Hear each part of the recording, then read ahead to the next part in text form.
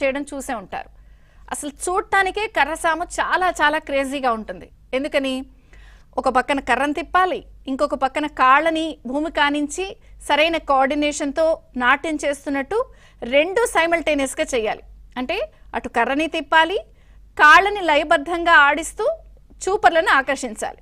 నిజంగా చేస్తూ ఉంటే అబ్బా ఏం చేశారా, అసలు అదరగొట్టేస్తున్నారా, అది చూసే వాళ్ళకి కూడా ఎంత అద్భుతమైన కోఆర్డినేషన్ లేకపోతే ఈ విన్యాసం అంత చేయడం తేలిగ్గా సాధ్యం కాదని అనిపిస్తుంది. నిజంగా కర్రసాము గనక ఒక పక్కన తిప్పడంలో ఫెయిల్ అయినా, లేకపోతే లయబద్ధంగా నాట్యం చేయడంలో ఫెయిల్ అయినా అదేమవుతుందంటే చూసే వాళ్ళకి చిరాకు అనిపిస్తుంది, చేయడం రావట్లేదా అనిపిస్తుంది, కోఆర్డినేషన్ లేదా, కుదరట్లేదా, లేకపోతే మనల్ని మాయ చేస్తున్నారా, ఇలా రకరకాలుగా అనిపిస్తూ ఒకటేంటంటే చూసే వాళ్ళకేమో కుదరట్లేదని అనిపిస్తుంది, చేసేవాళ్ళేమో ఇక కూలబడిపోవాల్సిందే, ఎందుకని ఫెయిల్ అవుతుంది కాబట్టి.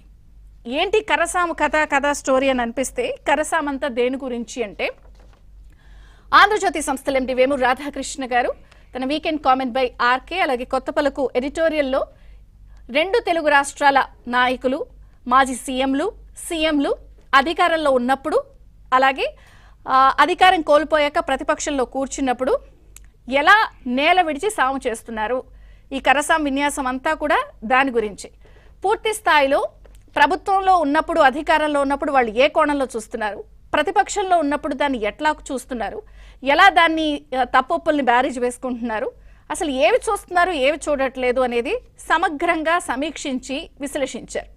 మరీ ముఖ్యంగా మాజీ సీఎం జగన్మోహన్ రెడ్డి గారు లేదా 2 టర్మ్స్ తెలంగాణ రాష్ట్రంలో ముఖ్యమంత్రిగా వ్యవహరించినటువంటి కేసీఆర్ గారి గురించి కానీ, లేదా 2019లో ప్రస్తుత సీఎం చంద్రబాబు గారు వ్యవహరించిన తీరుతెన్నులు కానీ, లేదా ఇప్పుడు ఎలా వ్యవహరిస్తున్నారు, మాజీ సీఎం జగన్మోహన్ రెడ్డి గారు అధికారంలో ఉన్నప్పుడు ఎలా ఉన్నారు, ఇప్పుడు కూడా ఎలా వ్యవహరిస్తున్నారు, ప్రతి అంశాన్ని ఏ కోణంలో చూస్తున్నారు, దాన్ని ఎట్లా మాట్లాడుతున్నారు, దాన్ని ఎట్లా అర్థం చేసుకుంటున్నారు, అసలు వీళ్ళు మాట్లాడుతున్నది వీళ్ళు చూస్తున్న కోణాలని ప్రజలు చూస్తున్నారా లేదా, ప్రజలకి వీళ్ళకి అర్థమవుతుందా లేదా, ఎక్కడ డిఫరెన్స్ వస్తుంది, క్షేత్రస్థాయిలో పరిస్థితులు ఎందుకు తేడా కొడుతున్నాయి, ఎందుకు అధికారంలో ఉన్నప్పుడు ఒక కంచు గోడల్ని లేకపోతే ఒక ఐరన్ గ్రిల్స్ లాగా ఒక క్వార్టరీని ఏర్పాటు చేసేసుకుని విషయ పరిజ్ఞానాన్ని లేదా క్షేత్రస్థాయిలో జరుగుతున్న పరిస్థితుల్ని ఎందుకు అంచనా వేయలేకపోతున్నారు, ప్రతి అంశాన్ని కూలంకుషంగా సమగ్రంగా సమీక్షించి విశ్లేషించారు.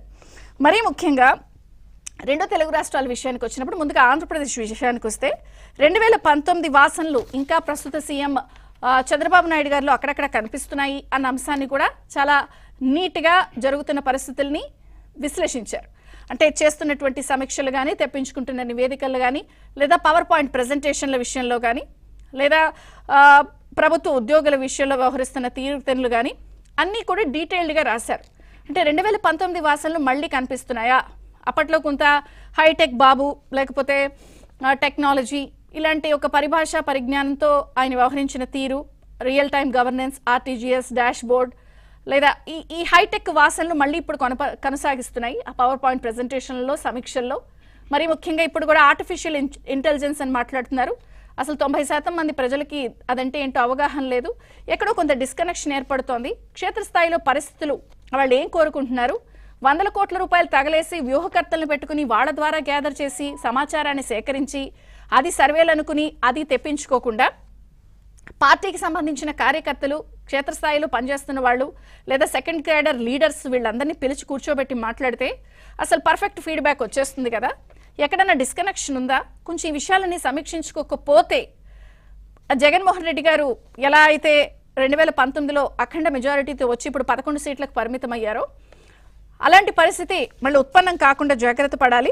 ఎందుకంటే విర్రవీగిపోయారు, 30 ఏళ్ళు మేమే ఉంటాము, అంతా మాకే తెలుసు, మేము బట్టలు నొక్కుతున్నాం, డబ్బులు ఇస్తున్నాం కాబట్టి ఎవరి కోసం వేరు అన్న తీరుతెన్నులు వ్యవహరించి ఇప్పటికి కూడా తప్పొప్పుల్ని సమీక్షించుకునే పరిస్థితి లేదు. కాబట్టి కొంత ముఖ్యమంత్రి గారు ఆ వ్యవహారాలన్నీ సరిగ్గా పట్టించుకోకపోతే మొదటికి మోసం వస్తుందని చెప్పి ఏపీ పరిస్థితులను విశ్లేషించారు. అలాగే తెలంగాణ విషయంలో కూడా చాలా సమగ్రంగా రేవంత్ రెడ్డి సర్కార్కి సంబంధించి 15 నెలల పాలనని కూడా ఆయన ఇచ్చారు, సమీక్షించారు. ఈ 15 నెలల పాలనలో గొప్పగా చెప్పుకోవడానికి సంబంధించిన అంశాల కన్నా కూడా చెలోక్తులు, సెటైర్లు వేస్తే అవి కడుపు నింపు, చూడటానికి వినటానికి బాగుంటాయి, కానీ ప్రజలు సంతృప్తి పరిచే అంశాలు ఇవి కావు. సో 15 నెలల అంశం విషయంలో కూడా పరిపాలన ముద్ర కనిపించకపోతే మళ్ళీ ఎవరినైతే ఓడించారో వాళ్ళందరికీ జవసత్వాలు పోసి మీరే బతికించే అవకాశం ఉంది.